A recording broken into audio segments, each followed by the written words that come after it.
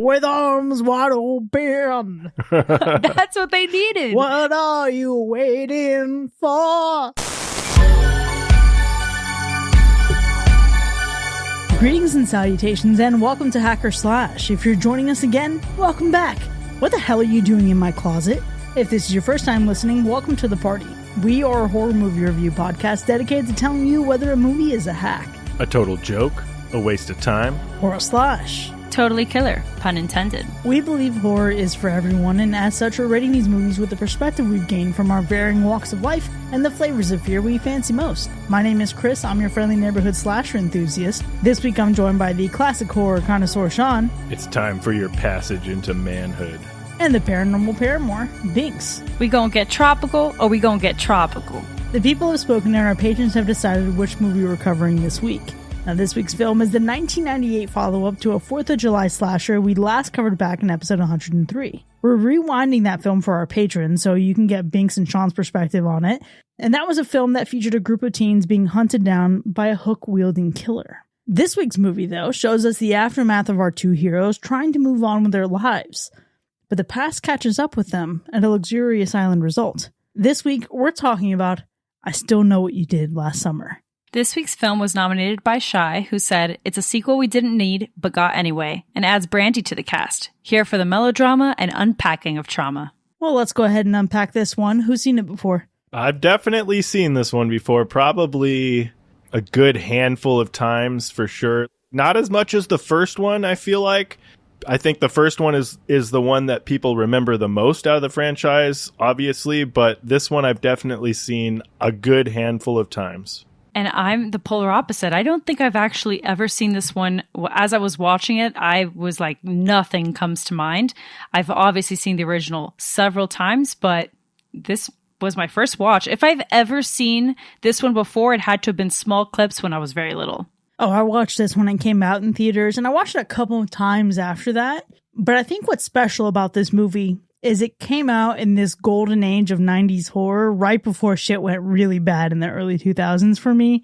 I look back on this with this fond memory of like, the good old days. We had this, we had The Faculty, we had Scream 2, we had Urban Legend. There was some good shit going on in the late 90s. But having never seen this, what were you expecting? Oh, of course, all the cheesiness in the world. That's for sure. And very little continuity. I expected this movie to make zero sense whatsoever in terms of how the first one goes and how the hell are they going to keep this going. Definitely a lot more 90s vibes. They're going to up the ante with the 90s stellar cast, which of course, Brandi, that's one hell of a way to do it. But I wasn't ultimately expecting me to enjoy it, if I can be honest, just because I think the first one holds a special place in my heart. And I felt like, how much more of the summer are we going to be reliving? Like, how do you keep this whole thing going? Endless summer. Listen, if there's anything we know about, it's slashers getting revenge. I think it's a fair expectation to have. It's fair. But man, watching this one again, and looking back on the last time I watched it, it was before I was an adult. I don't think I've actually seen this since I was a teenager. So that is, at the very latest, maybe 2008. And it's crazy to watch this now and really take in the quality of the cast, even if this isn't the highest quality performance that they give in their careers. But to look at these stars, or people who went on, did so many different things after this, but then also to just look at and really soak in the parallels with Scream 2. There's a lot of comparisons that made it feel super familiar. And that was stuff that I just, maybe because it all felt so new back in the 90s, I wasn't paying attention to. It wasn't on my radar at all. But even that, and then the upgrade in Jennifer Love Hewitt's performance. Big difference. Yeah, for sure.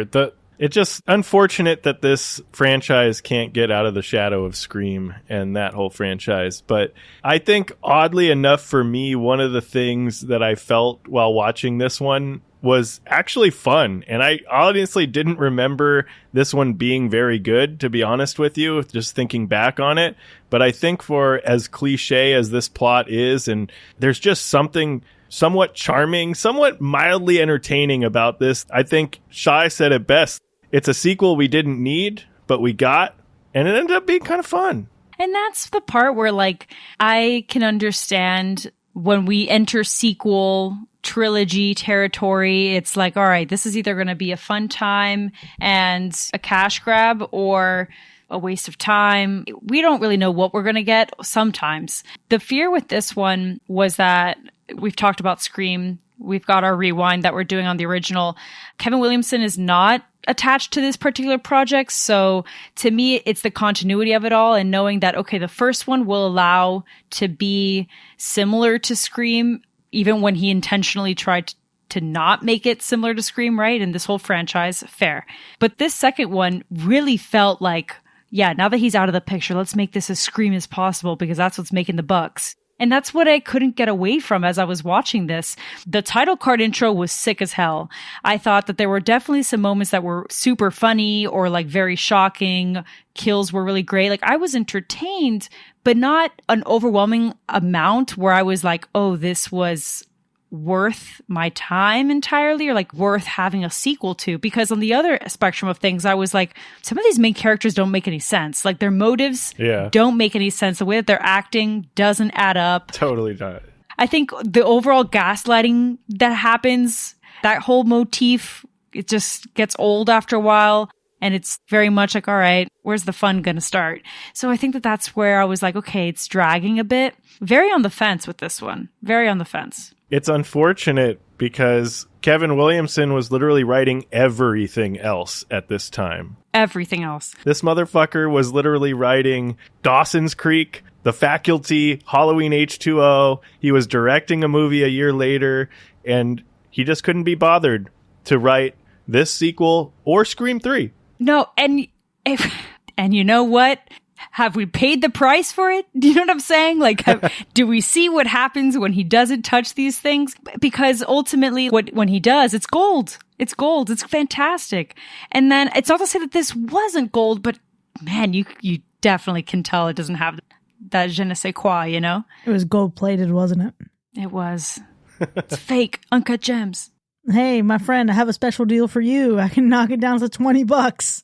Even then, I still had fun with this movie. I think what stands out to me, and obviously we had this so closely related to Scream, and it's the Kevin Williamson of it all, but there's something about the tone in the beginning of this movie, in particular, Julie, and how she is changed from the first film and what she's living with now. It feels very different from Scream. She doesn't give Sidney Prescott, and this movie needed a final girl to anchor herself in her own identity to step out of that shadow. So I was surprised, honestly, how much better of a time I had with her, because I was kind of half in, half out with her in the previous movie. I mean, I thought Sarah Michelle Gellar should have been the final girl in I Know What You Did Last Summer. Yeah. But I feel like she really came back with a vengeance in this one, and I really loved that. I think it's interesting to see how her and Ray's relationship evolves from the previous film, and looking at where they start and where things end, I thought it was a good time. It is true that you bring up, like, Sarah Michelle Gellar probably felt like she should have been the final girl in the first one, but definitely it changed the direction of her dynamic in this one, which was definitely good to see. It needed to happen, obviously. So I definitely get you there. I was actually surprised because I forgot Jack Black was in this movie. Like, I was completely surprised to see his fucking dumbass pop up as the dreadlock stoner. It was like, as soon as I saw him, I didn't even see his face. As soon as I saw the dreadlocked body floating around, I was like, that's fucking Jack Black, isn't it? And sure enough, this motherfucker. Biggest disappointment of the movie. I'm already not a Jack Black fan, period. Oh, come on. And to see him with dreads, even worse. Even worse. What the? He's such a good guy. No, I will not allow it. I won't allow it. Not in this house. Darling, it's happening. In this house, we ride the Jack Black train, literally with our flags and like parading like the Florida Panthers. I don't have words. That is the biggest surprise. That's how I know I hadn't seen this movie, because when I saw even his build, it's like you said, Sean, I didn't even have to. Yeah. When I saw his build, I was like, no fucking way. And then I heard the voice and I lost my mind. So good. I paused the movie. I was like, no, this can't be. No way. He's in the movie. I fact checked myself. I was so excited. That changed the whole fucking movie for me. Everything. Couldn't believe it. I did have another surprise though. It's actually more of a sad one. Bill Cobbs literally just passed away a few days ago from like today.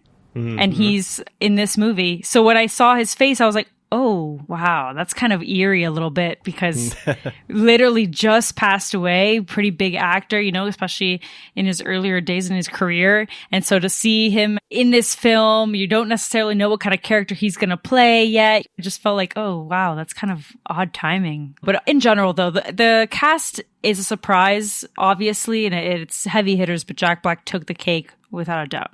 Yeah. My only disappointment really in this movie, I think, is it just comes down to the plot holes. It really just comes down to, I don't know, how ridiculous. Maybe it's not even plot holes. And maybe it's just how ridiculous the plot actually is. And I know that's kind of like the fun of it, but I think there are just some things that stick out like a sore thumb that just are like, come on. And then there's some things that are just like way on the nose. And I think they could have been a little bit more clever and still had a good time. But my only gripe. And this is where I'm like, they were trying so hard to be like Scream when the whole point was for them to not be like Scream. Right. I think a lot of the plot parallels to the way that Scream goes about their plot twists and whatnot. It's so similar. So I'm watching this film and I'm like, oh, I could have seen this a mile away. How did anyone not see this? I don't care if it was 1998 or 97. You could have literally seen this coming. It's no surprise. Yeah, I can't wait to unpack that specific bit in the spoiler zone because it is the other side of the coin of a Scream 2 tactic. And really, I think the predictability of that is what takes the bite completely out of this movie. And again, though, it's, I still know what you did last summer. I know what you did last summer isn't very scary. It's just a fun time. It's just a teen slasher. So there isn't really a lot here to sink in on with, you know, am I going to watch this movie with a friend to get them scared? This is pop some popcorn, kick back on the 4th of July, and just watch something a little festive. That's really all this can possibly do for me. Yeah, that's what this movie is. I mean, it's just supposed to be a fun teenage slasher. It's not, I don't think, supposed to be taken super seriously. It is riddled in traditional jump scares. So this is one that you can arguably sit on the couch with your partner or whoever, make some popcorn, turn the lights off, enjoy the ride. I'm sure that, you know, I'm not saying it's a great ride. I'm not saying it's a fantastic ride, but your nerves might get spiked once or twice. These type of typical jump scares, if you're someone that does, you know, react to things like that, especially loud noises and whatnot. So it's got those. If you're looking for that experience, it's got those matched with the you made a bad choice cliche decisions.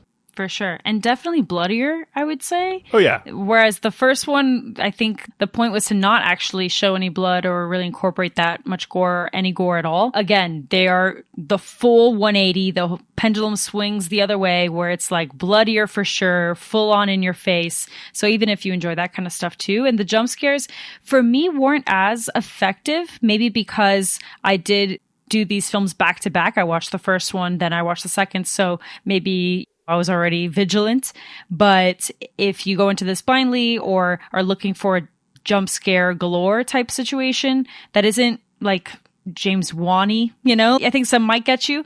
This is definitely the one for you. And that's where I would say there's a lot of homages to Scream, right? We keep talking about this. So we've got even the smallest of Easter eggs, I feel like, that are alluring to Scream just a little bit, or maybe just the slasher genre in general. Maybe I thought of it to be a little bit blatant, but it actually wasn't. With that in mind and how much we've already referenced how similar this is to Scream, how original can it really be? It's unfortunate because it takes what you could argue is a little bit original in terms of this urban legend, and it just extrapolates that and just adapts all of these typical tropes and things, and then uses a radio contest to kind of help move the story along. It just feels odd. It feels strange. It feels very 90s though. And you know what? I'm not mad at it because you know what they did? They said, we're not going to stop at Scream 2 and taking these kids to college. We're going to go Jaws the Revenge and take these motherfuckers to the Bahamas. And you know what? Kudos to them. The difference here is the setting of the movie. And it doesn't make it completely original. It doesn't make it the best thing since sliced bread by any means, but it does add just enough character to this movie to give it a level of charm I think it needs for it to have any pride in itself. It does. It does. The setting was an interesting change of pace or scenery or whatever. But overall, this is your average run-of-the-mill slasher. You're not really going to see anything too different here. I feel like you're just going to get the same old formula, insert characters and strange plot here. So yeah, like it has its charm to it for sure. It has some things that I think separate itself, especially from its predecessor. But it is a very generic type of formula when you think of like slashers and whatnot. I will tell you, I think the ending was fun. I think it played off of what the first one did and made it a little bit more drawn out and fun. This is like the very, very end. Yeah, I'd agree. I'd say that it's fun in the sense that we're getting a little bit more action to it. For me, though, I struggle with it because, like, how much am I going to allow that to slide, though? Because although it's entertaining and we do have the ending for as long as we do, and there's a lot of action, there's a lot of, like, okay, what's going to happen next in terms of consequences. But the plot twist itself, I knew from the first 20 minutes. I feel like... Of course. Right? And it's just so predictable and an eye roll that for me, I couldn't get past it. And even when they tried to trick you, it was such a shitty trick. It was like, oh, don't even bother with the red herring. Don't even bother.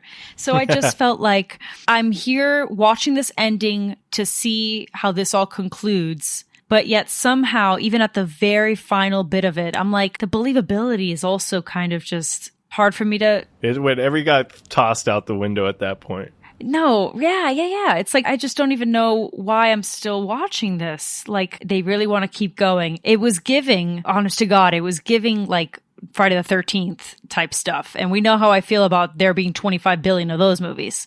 It was like the early seed, like a little seed waiting to hatch in terms of where are we going to keep this going? How in the world are you going to keep this franchise going? And I wasn't here for it.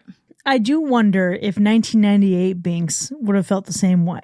1998 Binks is 6 years old. I would have definitely been like, exactly. I just really like Freddie Prinze Jr.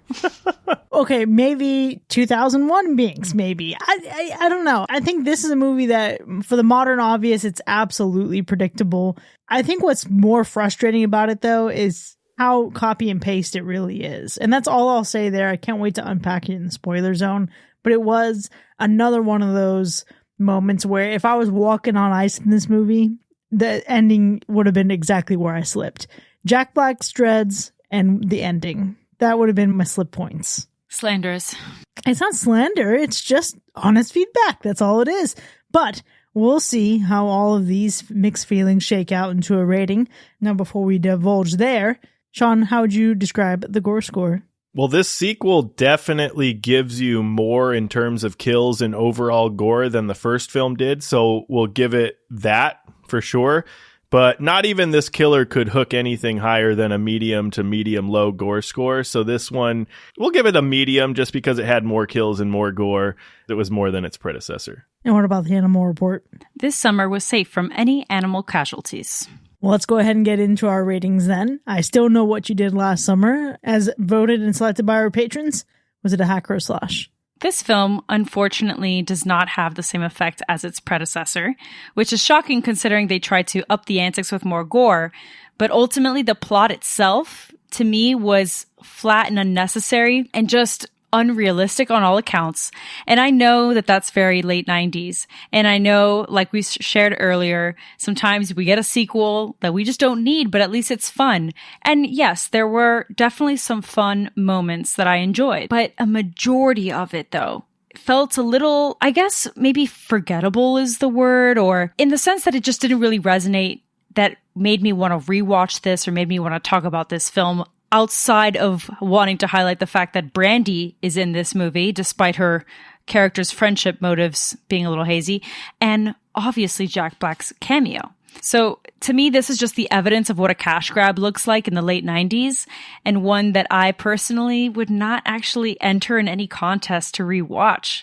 So I'm going to have to give this one a hack. Yeah, I think this one is tough because one could easily argue that this film suffers from an unoriginal plot that feels illogical at times, and the characters are your typical cliche horror characters with some not always great acting. One could also argue that this is just fun. It's mildly entertaining. It's a slasher filled with just about everything you would expect in a movie like this.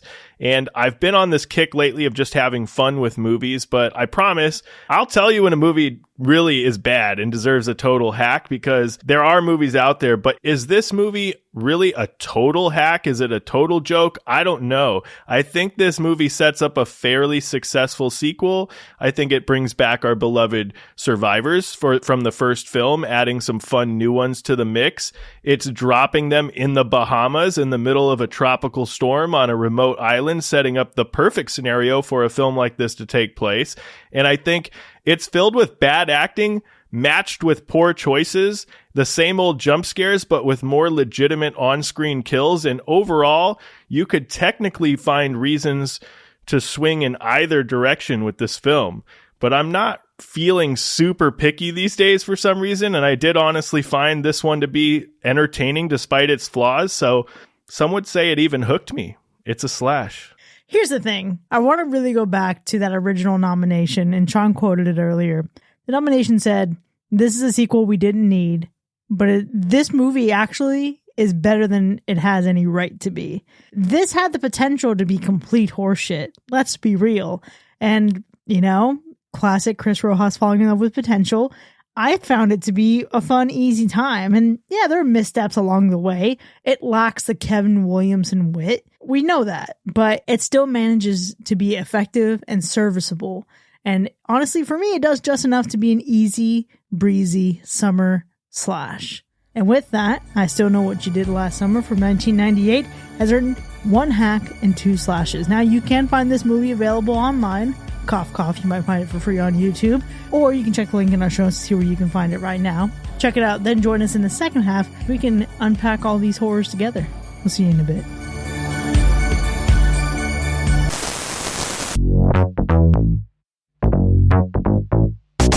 Are you bored with reality TV that has more drama than your aunt's Facebook posts? Are you ready for a heart-pounding reality show that will keep you on the edge of your seat? Well, we've got something special for you today.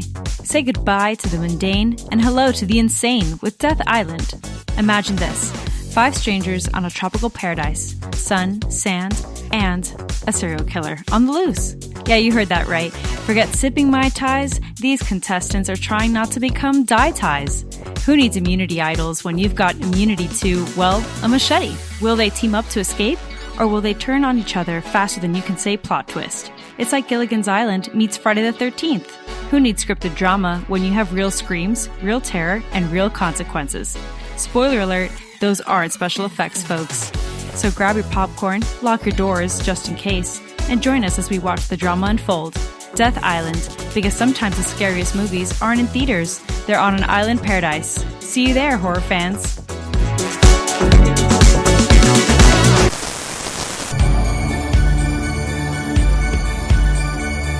Welcome back, folks. You're now entering the spoiler zone for I Still Know What You Did Last Summer, which has earned 1 hack and 2 slashes. Now, we have a lot to unpack here, but before we get into the specifics of our ratings, let's go through those kills.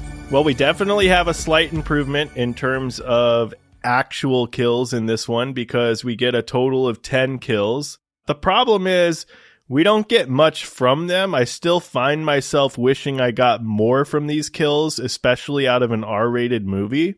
We do get a little bit more, but I just don't think it really goes the way that I want it to do and just give me more of that kill. Either way, I think there are still some fun ones to get into, so let's talk about them. Which one of these kills slashed into your hearts? I absolutely loved our very first kill of the film, which was Dave getting hooked through the mouth and then extracted from the vehicle. This is the kind of kill I wanted to see. This is what I needed to see.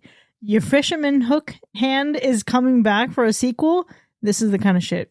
It is a pretty brutal kill for sure. To not only be hooked through the mouth, but ripped out of the truck as well. Not fun. And then for your friend to just witness it too is also pretty unsettling. The whole scenario was pretty impressive. For sure. That's like a good tone set in terms of kills, where I then felt like, oh shit, this is like pretty brutal. And then what else are we going to see? And then it's like a spiral of like blood, quite literally, and a lot of it.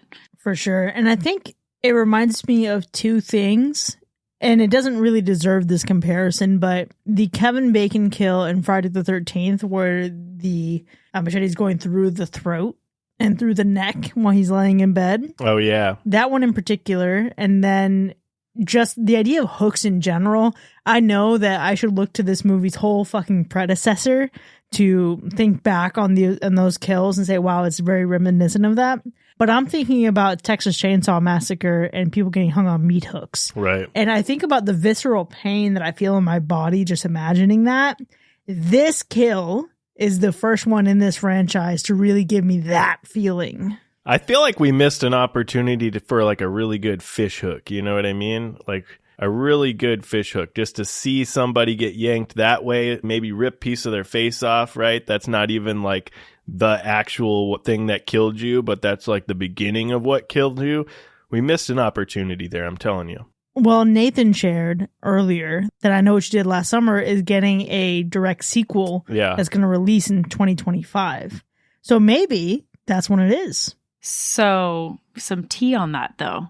I hope that it's true. I really do.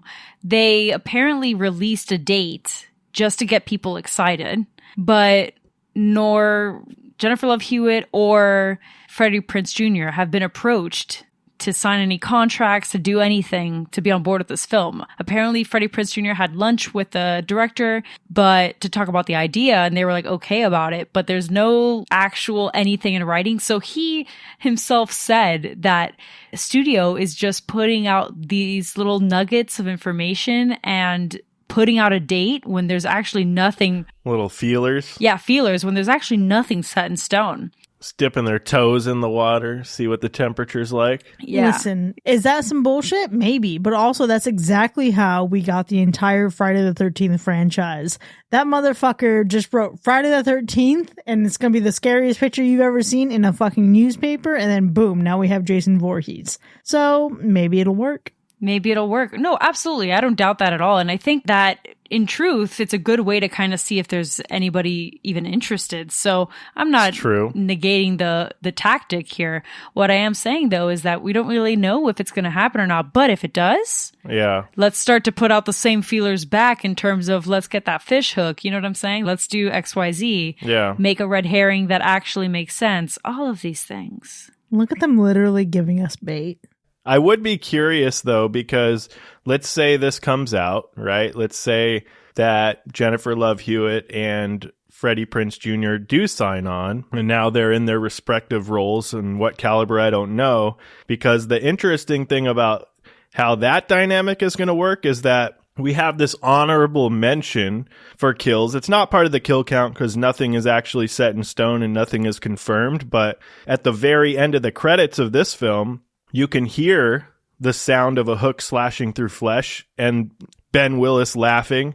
And we know that the last thing we saw is Julie getting carried under the bed and Ray is in the bathroom. So do we think one of them or both of them died and that was the intention? You know, that whole thing. Well, there's a lot of fucking intentions, and that's why this ending of this movie is bullshit, just like the ending of the previous movie. I'm glad that they reduced the ending of the previous movie to a nightmare in this movie. I think that was a really elegant solution. Those motherfuckers didn't die. No. Ben and Will Benson. Benson. Will is Ben's sons. Yeah, it's fucking haha. Yeah. Clever. See what you did there, buddy. They're fucking dead. Nah. Not doing that shit. I'm not fucking. Don't try to. No, we're not doing this shit. How are you gonna shoot that person 8 times and tell me that person is back? Get the fuck out of here. I mean, Michael's done it. Michael's done it though. No, but this ain't Michael Myers, dog. I know. I'm just saying, people have done it. People have done it. It's just crazy. It's crazy. It's crazy. Fine. You want to tell me that you never found the body, so perhaps this guy's alive. Okay, but. How old is this man? Let's start there. He got hit by a car, and he survived that. All kinds of shenanigans, and he survived that. Is this guy immortal? I don't even know. I fall, and I already... Maybe he was on PCP. Maybe. He has to be. 100%. He's Florida man, because he can withstand all kinds of things. It's just, I won't take it. If they bring this guy back, I'm going to lose my mind. truthfully. Because there's not even a supernatural element to it at this point. It's established that he's an actual functioning human being with his Ben son. Okay? I won't take it. However, the part that was like very Scream to me was the double tap of it all. Because in the first one, it's obviously apparent that they don't double tap. And in the second one, they're like, make sure that you're fucking dead. And they do that last line and just lose it shooting him. And I'm like, oh yeah, you learned that from Scream. I hope you did. Yeah, they absolutely learned it from Scream. But I can at least acknowledge that while, sure, Ben got his double tap, I think it's fucked up, particularly that Will died by his father's hand. Yeah. I love that. That was good. By accident was really good. Fucked up for sure. Absolutely worth it. Absolutely. Is that what he deserved? Of course. I'm glad. You're gonna tell me that your last name is Ben's son, and you have the audacity to be like, get it, Ben's son? Bruh. Sir, I'm glad that your father just like knifed you or hooked you or whatever. Unacceptable. Another laugh, though, that in terms of kills, because that wasn't necessarily funny, the Benson part was, but a kill that made me laugh was, of course, Jack Black's death. Of course. It was a great moment. Have you seen anything more Jack Black? No. No, it's just the look he has when he looks up to find this dude standing in front of him and getting stabbed or hooked in the hand or whatever. Amazing. It was honestly probably cinematic gold. I like the shears going through his chest. See, that was good. Give me some more. Give me more of that kind of stuff. I want to see more of it. That's great. He should have opened the shears up inside afterwards. You know what I mean? I agree, but I don't think we can be greedy because ultimately we didn't get a damn thing in the first one. So I'm surprised that we got anything at all in this second one. I know. I think we can be greedy because we had a shears kill in The Burning in the 80s. I think they could have fucking really just ripped a page out of that book. They could have. We also had that in the Friday the 13th where it's not really Jason Voorhees. Right. The other Friday the 13th where it's not really Jason Voorhees. The second time that happened. That's the second time they pulled that shit on us. Yeah, I also liked Mr. Brooks. I think we didn't even get to see it, but I loved what we got to see afterwards with the machete sticking out of his forehead and the blood everywhere. It was just a great shot. So I do love to throw that in there as a favorite kill as well. Yeah, especially since he was an asshole. He was. He foreshadowed Tyrell's death. Literally, I'm gonna outlive you. Oh, terrible. But also Tyrell's death coming at the end of a monologue, talking about how he's hungry and he's That horny. was so perfect. That was good. I mean, he kind of foreshadowed his own and Tyrell's death. He just foreshadowed the order of things. There were a lot of kills, and we actually already kind of alluded to this a little bit in terms of what we see and what we wished we had seen more of and all of that.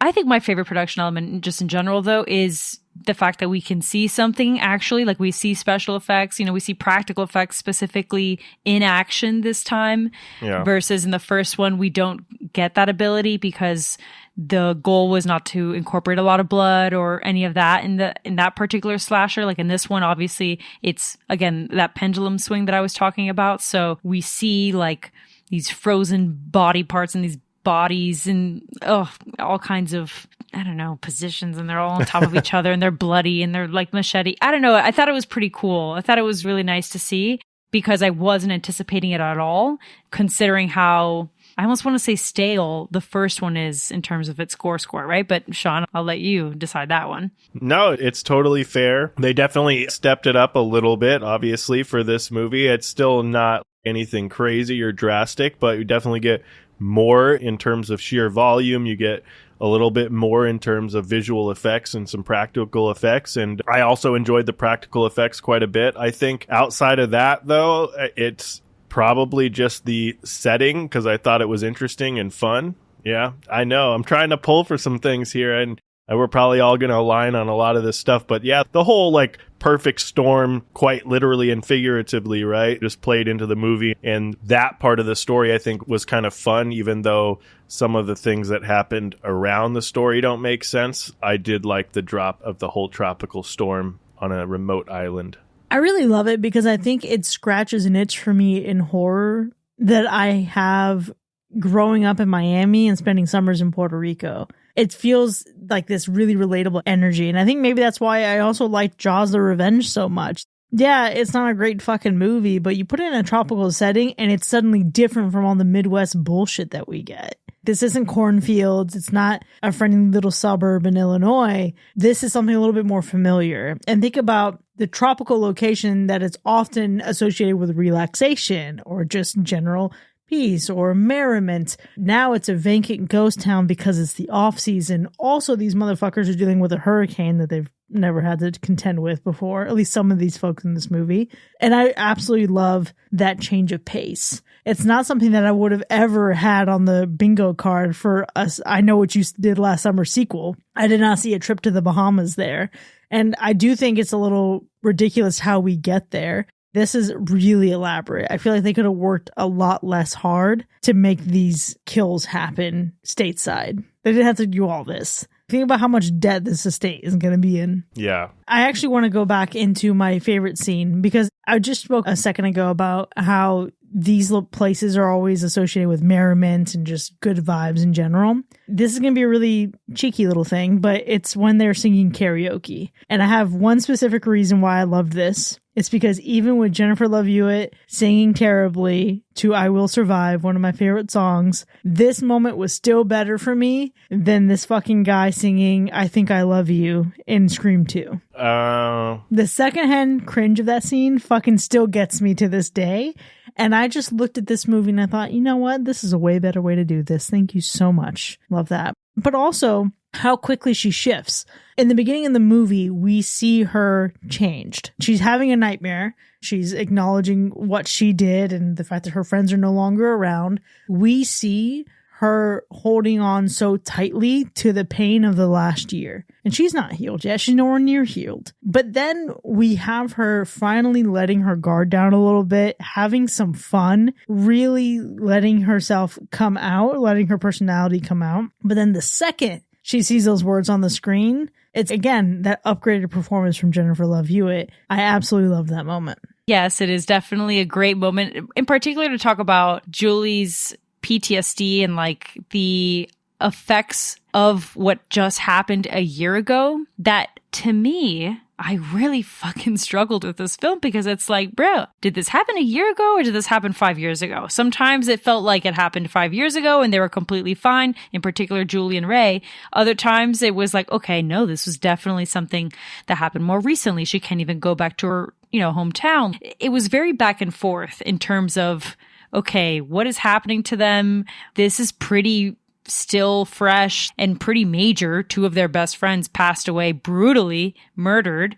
It was very odd, but that scene in particular felt more grounded in reality to me than other scenes.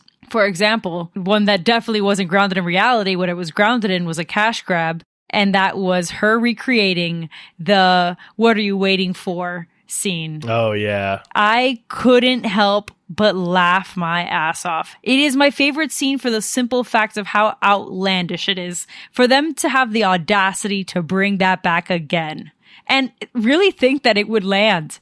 It's just, how dare they? If there's anything Julie does, it's throw her arms wide open in the rain to be upset about something and ask what they're waiting for. What they needed to do was play Creed. They needed to Creed that scene up. They needed to Creed that scene up. With arms wide open. That's what they needed. What are you waiting for? Terrible. Oh my gosh. Put me in the writer's room for the remake. I've got a couple things that come to mind. On a serious note, the scene where Julie is in her room or whatever and is being stalked in the room, so to speak, and you've got like her moving up and her face is getting closer to the camera and you get that shot of her walking towards the screen and the blurry like silhouette of the what looks to be the killer behind the glass door. There was just a lot of really great cinematography and shots in that scene. I thought that was probably one of the more well played out scenes in the movie that I think really just felt like a good slasher, like I was watching a good suspenseful kind of movie.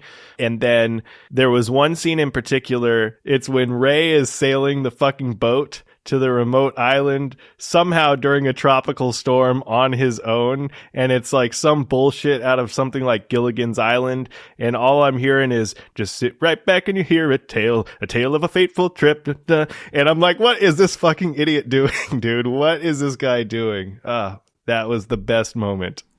Oh, man. Put us both in the writer's room, okay? I'm hearing some great comedy. I'm hearing people losing their minds. That's a universal slash. That's a fucking universal slash. No, it's giving Ginger Dead Man slash for you. No, it's giving comedy. It's giving all of the things. No, but in all seriousness, Ray, bro, how do you go and operate a freaking boat on your own? I just don't understand. All beat up. All beat up. In a tropical storm. Well, he's a fisherman. He's aquatic. Oh, yeah, okay. All right. Okay, fine. It's just this movie was so out of place in terms of like, why do we even have Ray? If a majority of the time I forgot this man's fending himself, he's off on his own. Like this is the last voyage of the Demeter. He's just on his own. He's on his own. On his own. By the time he finally gets there, I think he does like one thing. Mind you, let's talk about how he is the epitome of men cannot be fucking bothered to put their woman first. He had the audacity to feel like, oh, I'm going to buy her a ring and I'm going to propose, but on my terms. I'm not going to go to the Bahamas. Yeah, not going to take the free trip to the Bahamas when he's got a ring in his pocket. What better place? Instead, I was going to propose in our hometown where everyone was massacred.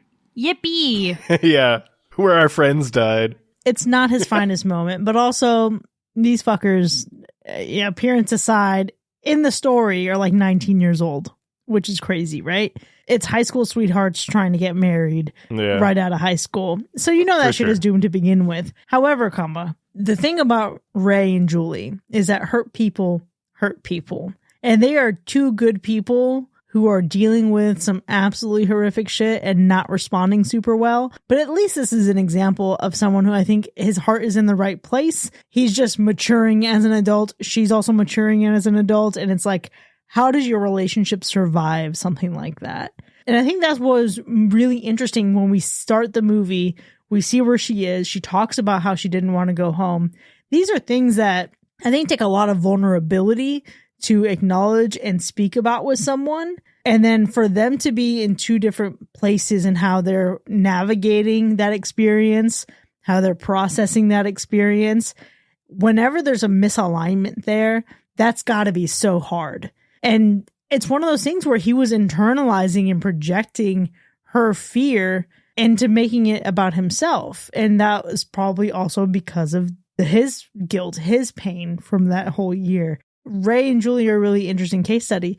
Yeah, he is a fucking clown, but at least he came through. At least he showed up. What I do like about this one is that right out of the gate, we get Ray being stalked by the killer. Obviously, in the first one, he's not stalked at all. Like, he doesn't really have to deal with shit until the end because the killer's trying to pin everything on him at that one, right? Here, at least we know we're going straight for you, buddy. It's no holds barred now.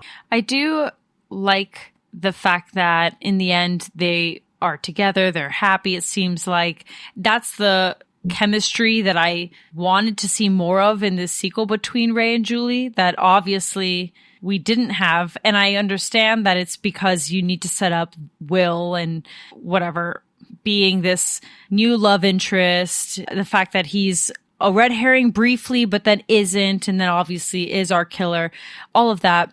But I just felt like in the first film, obviously we have this conclusion of them relying on each other. They're the only ones that survived this thing. So I went into this second one anticipating that maybe we would just see more of them going through this PTSD together, but instead we just see them dealing with that separately.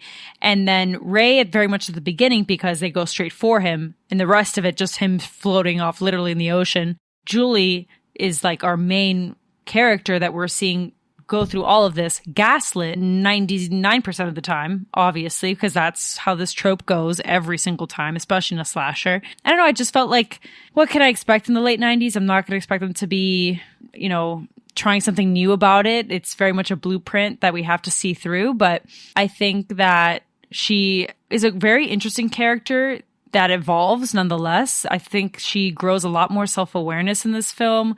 I think she grows to be like way more, I guess, secure of herself, especially towards the end. Like that power is there. She's very aware of her surroundings even more. So despite the hiccups even at the beginning where I was questioning like, girl, how are you not going to know that your boyfriend's trying to like propose to you? How are you also just going to go to the Bahamas without him? Like you don't give a fuck. Those are some choices that I certainly would not make, even if I was 19, but whatever.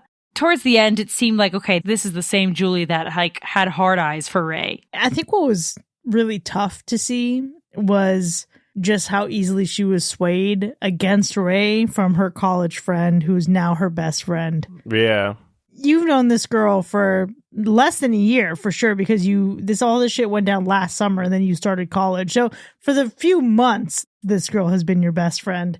And honestly, she can't relate to your entire fucking situation. Not at all. Not only can she not relate to this entire situation, this is the part where I'm like, Carla, sweetie, let's talk about your motives real quick, because the math isn't mathing entirely. You barely know her. You are pushing this guy, Will, like if he's the one, like he's the perfect person. My man's extremely anxious all the time, a little bit disrespectful, obviously, just weird in general. It's a very like something sus. I can see it. Everyone can see it.